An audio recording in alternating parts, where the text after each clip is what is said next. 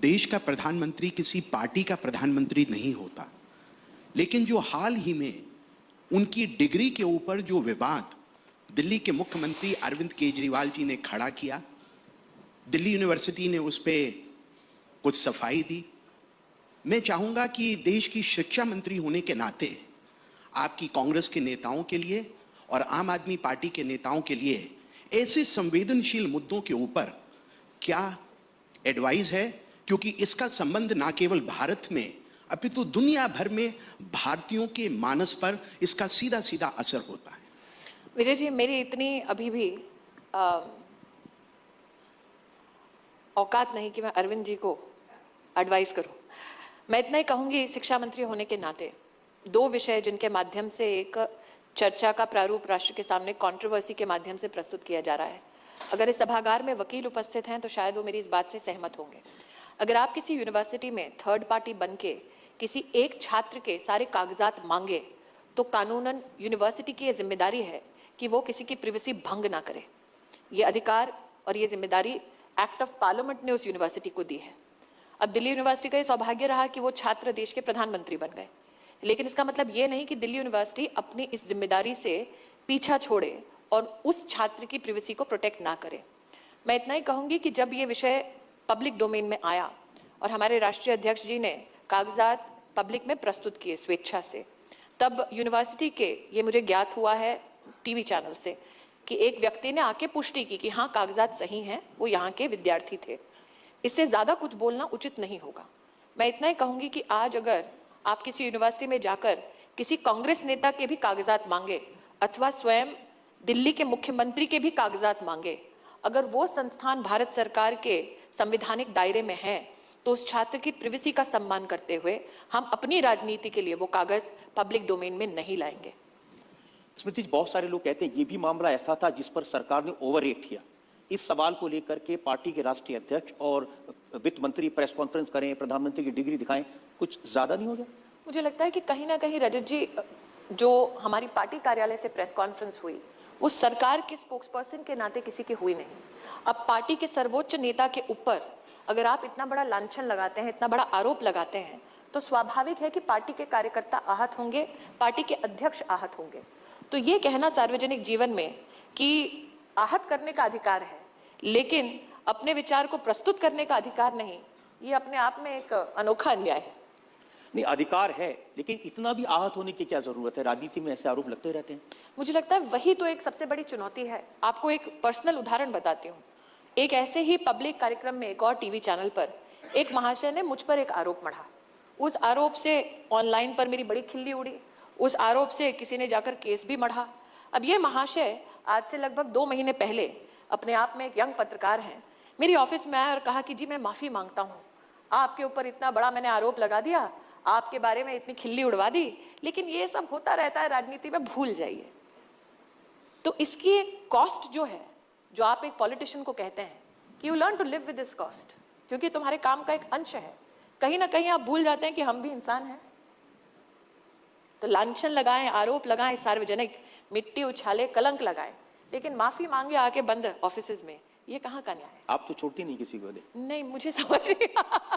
राशिद अल्वी साहब जी। स्मृति जी, मैं आपसे 2-3 छोटे सवाल पूछने की इजाजत चाहता हूं जो विवादों से परे हैं मगर शायद उनके जवाब देने अभी बाकी हैं। आप इस देश की मानव संसाधन मंत्री हैं और बहुत सारे लोगों को ये गलतफहमी है कि आप सिर्फ उच्च शिक्षा मंत्री हैं। मुझे लगता है जब भी ये बहस होती है तो वो जेएनयू और हैदराबाद तक सिमट जाती है, और मेरा भी कहिए सौभाग्य या दुर्भाग्य, मेरे जीवन के 40 वर्ष जेएनयू परिसर में बीते, मगर मुझे ये मुगालता आज तक नहीं हुआ कि भारत की भविष्य की पीढ़ी सिर्फ वहीं बसती है और वहीं शिक्षा का स्तर ऊंचा है। मैं आपसे जो 2-3 छोटे सवाल पूछना चाहता हूं, हैदराबाद का चर्चा बहुत हो लिया, जेएनयू का चर्चा बहुत हो लिया, आपके मानव संसाधन मंत्री कार्यकाल में जहां इस देश का असली भविष्य तय होना है, प्राथमिक शिक्षा और माध्यमिक शिक्षा का क्या हुआ, उसकी क्या उपलब्धियां हैं, इसका उत्तर मैं आपसे चाहूंगा। एक पक्ष है। दूसरा ये है कि जब हम इस देश की बात करते हैं तो पूर्ववर्ती सरकार ने बहुत पैसा खर्च किया अच्छे संस्थानों पर, आईआईटी पर, आईएमएम पर, इंडियन इंस्टीट्यूट ऑफ साइंस पर। इनमें से कोई भी विश्वविद्यालय कहलाने लायक नहीं, बड़े उत्कृष्ट संस्थान हैं और यहाँ जिस तरह की शिक्षा होती है उसमें कई तरह की दखलंदाजी। अगर आप एआईएमएस की बात करें तो मेडिकल काउंसिल ऑफ इंडिया है, आईटी से इंजीनियरिंग कॉलेज है, वहाँ एआईटीसी है। तो जब मानव संसाधन मंत्रालय कार्य करता है तो कैसे वो पेशेवर और व्यावसायिक शिक्षण की गुणवत्ता को तय करता है, ये पक्ष है। तीसरा छोटा अंतिम सवाल है कि विश्वविद्यालय की शिक्षा का प्रकारांतर से शायद जिक्र होगा, यूजीसी है, जिसके माध्यम से आपके मंत्रालय पर यह आक्षेप लगता है कि आप हस्तक्षेप करती हैं। आपको खुद चिट्ठी लिखने की जरूरत नहीं है, आपकी एक कृपा कटाक्ष के अभिलाषी यूजीसी के कोई अधिकारी यदि चिट्ठी भेजते हैं तो उसको शाही फरमान या फतवा समझ लिया जाता है। तो जब स्वायत्तता का प्रश्न होता है तो आपके कार्यकाल में ऐसा कैसे हुआ है कि Indian council of social science research हो या यूजीसी हो, उसमें उस तरह के वांछित परिवर्तन नहीं हुए जिनसे सार्थक बदलाव हो सकता था? कुशवेश जी, 4-5 अलग अलग एक्चुअली आपने इतने सवाल किए कि मेरा 1 घंटा रजत जी का इसी के जवाब में बीत सकता है। मैं संक्षेप में पहला प्राथमिक शिक्षा से आपने संबंधित प्रश्न किया और बहुत मूलभूत एक प्रश्न है क्योंकि शिक्षा की जड़ वही है। 1990 के दशक से प्राथमिक शिक्षा से संबंधित जितने भी भारत सरकार अथवा प्रदेश की सरकार के पास डेटा हेतु प्रमाण थे वो सब ब्लॉक में आता था। यूडाइस एक समर्पित हुआ राष्ट्र को नीचे तक गया, लेकिन उसकी सबसे बड़ी चुनौती डेटा की ये थी कि किस जिले में, किस सरकारी स्कूल में, किस गांव में कौन सा छात्र क्या पढ़ रहा है, टीचर आ रहा है कि नहीं। दिन प्रतिदिन उसकी जानकारी न प्रदेश की सरकार के पास थी न केंद्र की सरकार के पास थी। और जब प्राथमिक शिक्षा अथवा स्कूली शिक्षा अथवा उच्च शिक्षा के बारे में केंद्र और राज्य के बीच में चर्चा होती थी तो वो भी वर्ष में एक बार होती थी जब बजट निर्धारित होता था। मूलचूल 4-5 घंटे मिलते थे एक प्रदेश के साथ, उसमें मोटा मोटा कितना कहाँ खर्चा करना है इसकी बात होती थी, क्वालिटी पे बिल्कुल चर्चा नहीं होती थी। हमारे देश में 2009 में एक पीसा नाम का इंटरनेशनल टेस्ट किया गया जिसमें हिमाचल से कुछ बच्चों को लिया गया, 1-2 प्रदेशों से और लिया गया। उनसे कहा ये टेस्ट दो। टेस्ट देने के बाद बोला गया अरे भारत के बच्चों को तो इतनी अकल है ही नहीं। अंतरराष्ट्रीय स्तर पे चर्चा हुई, हमारे देश में भी कुछ बुद्धिजीवियों ने कहा देखो जी हिंदुस्तान में लर्निंग आउटकम बड़ा कम है। एक चैलेंज ये। तीसरा चैलेंज कि जो सबसे बड़ा स्ट्रक्चर है स्कूली शिक्षा को प्रभावित करने वाला वो है टीचर शिक्षक की नियुक्ति, उसकी ट्रेनिंग और ट्रेनिंग जो लगातार चले। ये 3 चीजें हैं जो हमारे लिए चिंता का विषय थी। जब मैं एमएचआरडी में आई मैंने सबसे पहले ये कहा कि 1 साल तक इंतजार करने की बजाय आप हर क्वार्टर में प्रदेश के साथ बुलाकर चर्चा करो कि आपने साल की शुरुआत में जो जो लक्ष्य अपने लिए रखे उन लक्ष्यों तक आप कितना पहुंच पाए हैं। और अब हम क्या कर रहे हैं, 15 राज्य ऐसे हैं जहां प्रत्येक छात्र को ट्रैक किया जाता है, उसकी अटेंडेंस को ट्रैक किया जाता है, उसकी आउटपुट को ट्रैक किया जाता है, उसका टीचर किस प्रकार से पढ़ा रहा है उसको ट्रैक किया जाता है। जिसकी वजह से क्या हुआ, पता चला कि डुप्लीकेशन एनरोलमेंट में कहाँ है। जम्मू कश्मीर का एक उदाहरण है, 24 स्कूल ऐसे थे जहां टीचर तैनात थे, छात्र एक भी नहीं था। तो प्रदेश ने कहा क्या हम ये स्कूल बंद कर सकते हैं? मैंने कहा ऑफकोर्स बंद कर सकते हैं, जब छात्र ही नहीं है तो ये टीचर पढ़ा किसको रहे। तो ऐसी डेटा में बहुत अनोमली थी। इस साल से हम क्या कर रहे हैं, प्रत्येक राज्य में प्रत्येक स्कूल को ट्रैक करने का हमारा प्रावधान है और वो हमने श्रृंखला शुरू कर दी। दूसरा हमने कहा डाइट्स, जो शिक्षा के क्षेत्र में है वो जानते हैं कि जिला स्तर पर टीचर की ट्रेनिंग, टीचर का करिकुलम, उसकी किस प्रकार से उन्नति हो रही, ये सब डाइट्स देखते हैं। लेकिन आज अगर आप किसी भी प्रदेश के प्रतिनिधि से अथवा किसी जनप्रतिनिधि से पूछ लीजिए कि आपके यहाँ डाइट की क्या व्यवस्था है, वो आपको इसकी कोई भी सूचना देने में असमर्थ है। हमने टेक्नोलॉजी को लेवरेज करके एक ऐसा पोर्टल बनाया है कि हर डाइट को अब हम ट्रैक कर सकते हैं ऑनलाइन।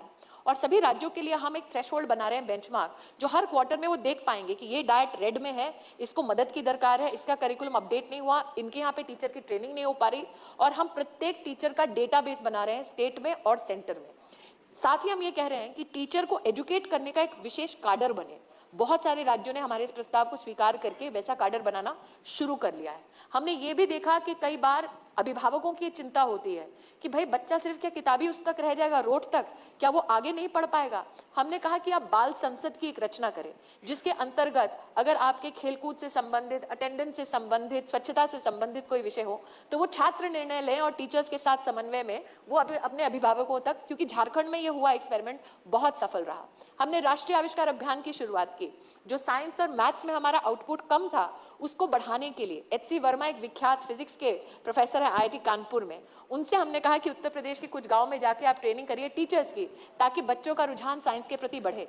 मैंने राज्यसभा में भी कहा कि पहली बार ऐसा हुआ है, उत्तर प्रदेश सरकार ने हमें बताया कि 27 गांव ऐसे हैं जहां पर स्कूली बच्चे प्राइवेट स्कूल छोड़ के अब सरकारी स्कूल में आ रहे हैं, क्योंकि उनको वो सुविधा मिल रही है अब उन स्कूलों में जहां पर ये ट्रेनिंग प्रोसेस हो रहा है। और जहां तक आपने बात की उच्च शिक्षा की, क्योंकि प्राथमिक शिक्षा में ही हमने बहुत सारे बदलाव किए हैं, जैसे कि ई पाठशाला शुरू किया जिसमें कक्षा 1 से लेकर 12 तक एनसीईआरटी की हिंदी, इंग्लिश और उर्दू में किताबें मुफ्त में और सीबीएसई की किताबें मुफ्त में ऑनलाइन और मोबाइल ऐप के माध्यम से हमने लोगों के बीच में दी। और साथ ही उसमें टीचिंग इंस्ट्रक्शन दिया ताकि अगर कोई अभिभावक स्वयं बच्चे को पढ़ाना चाहता है तो उसके पास वो भी उपलब्ध हो। तो टेक्निकली अगर आप एजुकेशन देखने जाएं तो बहुत सारे नए हमने वो किए हैं, लेकिन हाँ आपका ये भी मानना सही है कि जेएनयू और हैदराबाद की वजह से वो सारा काम ऐसा लगता है कि सिर्फ जनता उतना के नहीं है, समक्ष। आप जितना भी करने कहा यह जाएगा कि आप शिक्षा का भगवाकरण करने की कोशिश हाँ वो भी सत्य है, वो भी सत्य है। जैसे कि आपने कहा प्रोफेशनल कोर्सेज का स्टैंडर्ड कैसे सेट करते हैं, यूजीसी या एआईसीटी के माध्यम से हमने पहली बार बैचलर ऑफ वोकेशनल स्टडीज शुरू किया। हम जानते थे कि राष्ट्र भर में इंफ्रास्ट्रक्चर कई जगह पर एक शिफ्ट की क्लासेस चलती हैं, उसके बाद व्यर्थ जाती हैं। तो हमने एआईसीटी के माध्यम से सभी इंस्टीट्यूशंस को आह्वान किया कि अगर आप दूसरी शिफ्ट में स्किल्स चलाना चाहते हैं प्लीज चलाइए, जिसमें नेशनल ऑक्यूपेशन स्टैंडर्ड्स ऑलरेडी उपलब्ध हो राष्ट्र के सामने। हमने ये भी कहा, पहली बार ऐसा हुआ है पुष्पेश जी, एमआईटी के साथ हमने चर्चा करके अब बड़ी सफलतापूर्वक एक उनके साथ एमओयू करने का हमने निर्णय लिया है, जिसमें एनआईटी के सारे सिलेबस को, करिकुलम को वो अपडेट करेंगे। स्टैनफोर्ड के साथ हम मिलकर इंजीनियरिंग आउटकम्स को देश भर में अंतरराष्ट्रीय स्तर पर लाने के लिए एआईसीटी के माध्यम से एमओयू कर रहे हैं। यूजीसी के माध्यम से करीबन 80 सब्जेक्ट्स में मॉडल करिकुलम तैयार हो रहा है, लेकिन आप भी जानते हैं कि इंस्टीट्यूशंस अपने आप में ऑटोनोमस हैं। अगर वो उस करिकुलम को अडेप्ट ना करना चाहें तो सरकार की अपनी एक मर्यादा है जिसके बाहर हम जा नहीं सकते। तो मैं फैसिलिटेट करने का काम कर रही हूँ। बाकी जहां जहां हमारी इंस्टीट्यूट्स तैयार हैं उसे अडेप्ट करने के लिए, वहां वहां हम बहुत सफलता देख रहे हैं। उन्नत भारत अभियान शुरू किया हमने, हमारी आईआईटीज, आईआईएम्स और सेंट्रल यूनिवर्सिटीज ने करीबन 90 जिलों में अपने आसपास के संस्थान के 5 गांवों को गोद लिया ताकि वहां पढ़ा सके, टेक्नोलॉजी ट्रांसफर कर सके। और मेरी अभिलाषा है कि प्राइवेट इंस्टीट्यूशंस भी ये करेंगे। अब ये सारी बातें पुष्पेश जी एकेडमिक है और बोरिंग है, कंट्रोवर्शियल नहीं है, इसलिए उसकी हेडलाइन आपको हेडलाइन मिलेगी नहीं। मेरी चुनौती ये है। इंटरेस्टिंग बात का जवाब नहीं दिया कि आप भगवाकरण करने की कोशिश कर रही हैं। नहीं, वो अगर मैं मंत्री ना भी होती रजत जी, भाजपा का कोई भी मंत्री होता तो ये आरोप उस पर लगना स्वाभाविक है। मैंने हाल ही के एक इंटरव्यू में कहा ये कोई पॉलिटिकल टसल नहीं है, ये आइडियोलॉजिकल टसल है। तो अगर स्मृति ईरानी ना भी होती, यहाँ जितने वरिष्ठ पत्रकार हैं वो इस बात को समर्थन करेंगे। मैं ना भी होती, कोई और भी होता तो ये कहते कि भगवाकरण हो रहा है, लेकिन उसका प्रमाण कोई नहीं देता जी। सवाल करवाना चाहे तो मैं आज जनता के कटघरे में हूं, मैं जवाब देने में सक्षम हूं। शायद वाइस चांसलर और डायरेक्टर्स तो नहीं है, लेकिन जनता के प्रतिनिधि और हैं, और जनता से जो फीडबैक मिलता है, जनता से जो कुछ सुनने को मिलता है, एक बात सब लोग कहते हैं, स्मृति ईरानी ने, मोदी सरकार ने जेएनयू के प्रकरण को लेकर के कन्हैया को हीरो बना दिया। मुझे लगता है कि कहीं ना कहीं लोगों को समझना होगा कि स्मृति ईरानी ने कभी वर्दी पहनकर किसी यूनिवर्सिटी में हस्तक्षेप नहीं किया। मुझे ये भी लगता है कि लोगों को इतना समझ है कि क्योंकि मेरे पास पुलिस पावर्स नहीं है इसलिए ना मैं किसी को कोर्ट ले जा सकती हूँ ना ही पुलिस थाने। लेकिन हाँ ये सत्य है कि स्मृति ईरानी के नाम से सुर्खियां बहुत बिकती हैं, तो शायद उस पुलिस वाले के नाम से इतना न्यूज़ प्रचलित ना होता हो, मेरे नाम से ज़्यादा देश भर में फैलता हो। लेकिन हकीकत यह है कि एमएचआरडी के डोमेन में लॉ एंड ऑर्डर नहीं है। लेकिन आपकी सरकार के डोमेन में तो है। देशद्रोह का मुकदमा तो आपकी सरकार ने बनाया। जी, मुझे लगता है कि जो तथ्य सामने आए, जिन अफसरों के सामने आए, और चूंकि ये केस इस वक्त सब जुडिस है, तो मेरा इस मंत्रालय, इस विभाग के इंचार्ज होने के नाते कुछ भी ऐसा कहना जिससे उस केस के ऊपर कोई भी प्रभाव आए अनुचित होगा। मैं इतना ही कहूंगी कि जिन लोगों ने जिस तथ्य अथवा जिस आधार पर ये केस बनाया, अब उन्हें जुडिशरी के सामने उसे प्रूफ करना होगा। लेकिन ये भी एक सत्य है कि अगर आप बेल की जजमेंट कॉपी देखें तो उसमें उस जज ने आम हिंदुस्तानी के मन में प्रस्फुटित हुई भावना को प्रत्यक्ष रूप से राष्ट्र के सामने रखा। अब वो स्मृति ईरानी का कथन नहीं था, एक जज का कथन था, और वो आज जनता के समक्ष है। हाँ, लेकिन बहुत सारे ऐसे लोग हैं जिन्होंने कहा कि इस मामले को इतना नहीं बढ़ाना चाहिए था, देशद्रोह का मुकदमा नहीं बनाना चाहिए था, जिसको कोई जानता नहीं था उसको आपने जैसे कि मैंने कहा रजत जी, ना मैं केस करने वाली हूँ, ना मैं हवलदार हूँ, पुलिस ऑफिसर हूँ, ना मैं जूरी हूँ, ना मैं जज हूँ।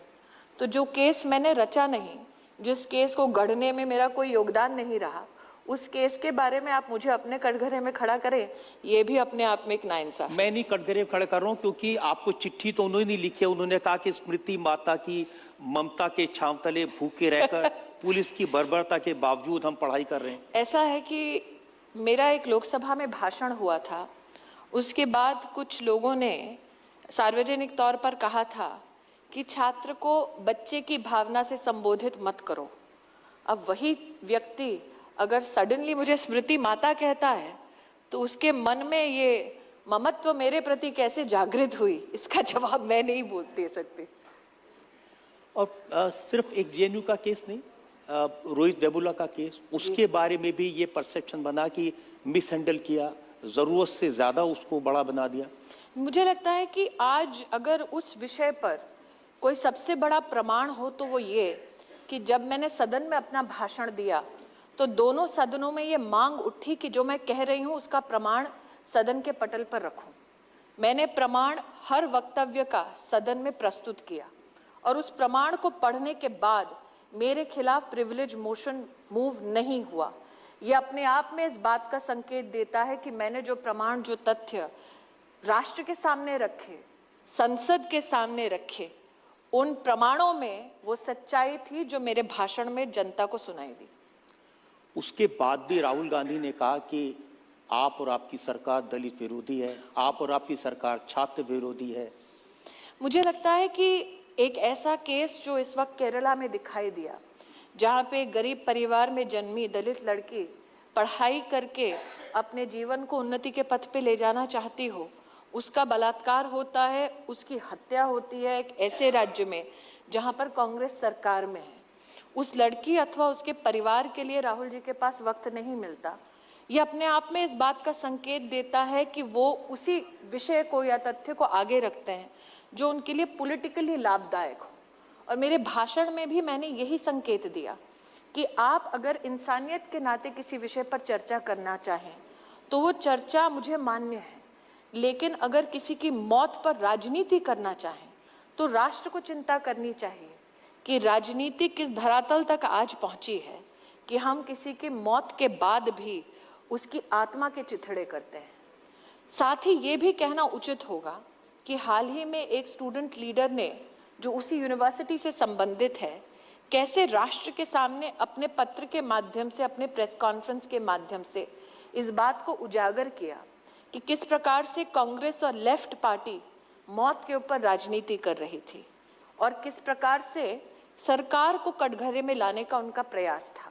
और वो स्वयं, शायद उसने अपने इस वक्तव्य में कहा कि वो पढ़ना चाहता है, कांग्रेस और लेफ्ट का मोहरा बनकर अब और जीना नहीं चाहता। आप जिस भाषण का जिक्र कर रही हैं, जिसमें आपने सबके जवाब दिए थे, राहुल गांधी का नाम आपने 8 बार लिया। पाप है कोई? और कहे तो मैं आपको पूरे उदाहरण बता सकता हूं आपने क्या क्या कहा था। मुझे ये बताइए, उनका नाम लेना कोई संवैधानिक अपराध है क्या? नहीं, संवैधानिक अपराध नहीं है, लेकिन ऐसा लगा कि जैसे आपने अमेठी का हिसाब चुकाने का तय किया था। नहीं, मैं तो सवालों का जवाब दे रही थी जो उन्हें राष्ट्र के सामने खड़े किए। अब आप ये कहें कि मुझे अधिकार नहीं है जवाब देने का, ये कहां तक उचित है? नहीं, आपको पूरा अधिकार है, पूरा अधिकार है जवाब देने का। लेकिन जैसे आपने कहा ना कि नाम नहीं लेना चाहिए, राजनीतिक फायदा उठाने की कोशिश की। हाँ, तो की उन्होंने, वरना जैसे कि मैंने अपने भाषण में भी कहा, वो कौन से एक स्थल पे, कैंपस तो दूर की बात है, 2 बार गए हैं।